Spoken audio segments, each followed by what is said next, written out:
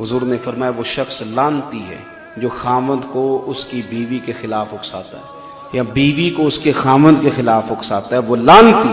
کبھی ان کے درمیان دراڑ ڈالنے کی کوشش نہ کرے، کبھی بھی دراڑ ڈالنے کی کوشش نہ کرے۔ حضرت سیدہ عائشہ صدیقہ رضی اللہ تعالی عنہ اور سرکار موجود تھے، تو کسی بات میں کوئی اسی طرح بات چیت ہو رہی تھی تو مولا علی آ گئے، حضرت ابوبکر صدیق آ گئے اور حضرت سیدہ عائشہ صدیقہ رضی اللہ تعالی عنہ کو ڈانٹنے کے لیے آگے بڑھے۔ تو حضور نے فرمایا ابوبکر آپ جائیے، اللہ خیر فرمائے گا، آپ جائیے۔ کچھ دنوں کے بعد دوبارہ آئے تو دونوں بڑے مسکرا کے بول رہے تھے۔ تو حضرت صدیق اکبر عرض کرنے لگے حضور کاش مجھے بھی صلح میں شامل کر لیا جاتا، لیکن میاں بیوی کیا ہیں، ہن لباس لکم وانتم لباس لہم، یہ ایک دوسرے کا لباس ہیں۔ کبھی خامن کا حق نہیں بنتا وہ بیوی کے عیب باہر بیان کرے، کیوں کہ وہ تو اس کا پردہ ہے، وہ تو لباس ہے، اس میں کچھ ہے ہوگی بھی تو خامن تو چھپائے گا، کیونکہ وہ لباس ہے، لباس ہی تو عیب چھپاتا ہے بندے۔